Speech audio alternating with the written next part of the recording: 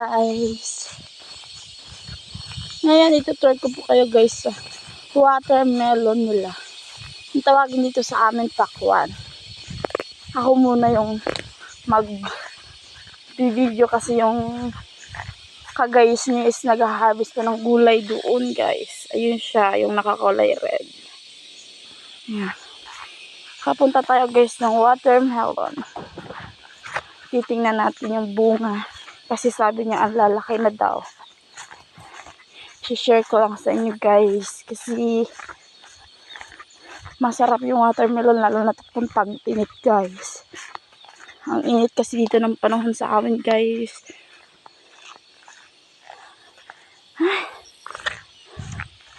Ayan guys, malapit na tayo guys. Ayan o.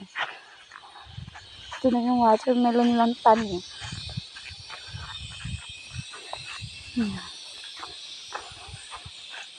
So, andito na tayo guys.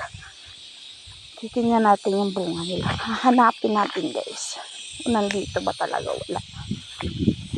Pero sabi niya may malaking bunga na daw dito guys eh. So, titingnan natin. Ano to? Mais siya guys. Oh.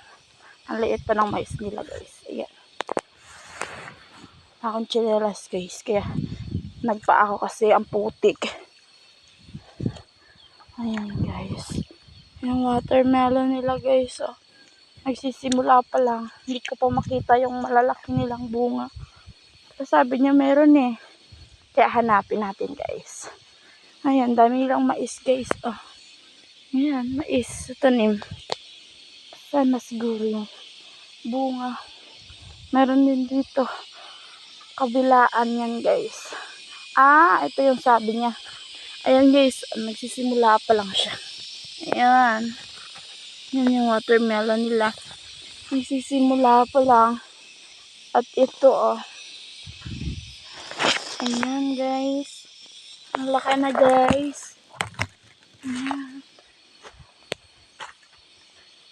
Ayan, nakahanap na tayo guys. Dalawa pa lang yung bunga. Ewan ko sa iba. Siguro meron din. Palayan na yan dyan guys. Papunta doon.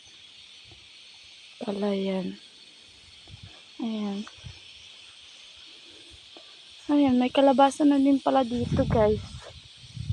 Ewan ko kung nasan yung malaking bunga na sinasabi niya guys. Idadalawa lang yung nakita ko.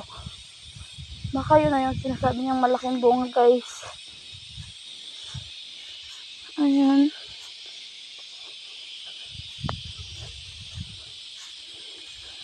Magsisibol pa lang guys. Ayan guys. Wala na yung mga malalaki guys.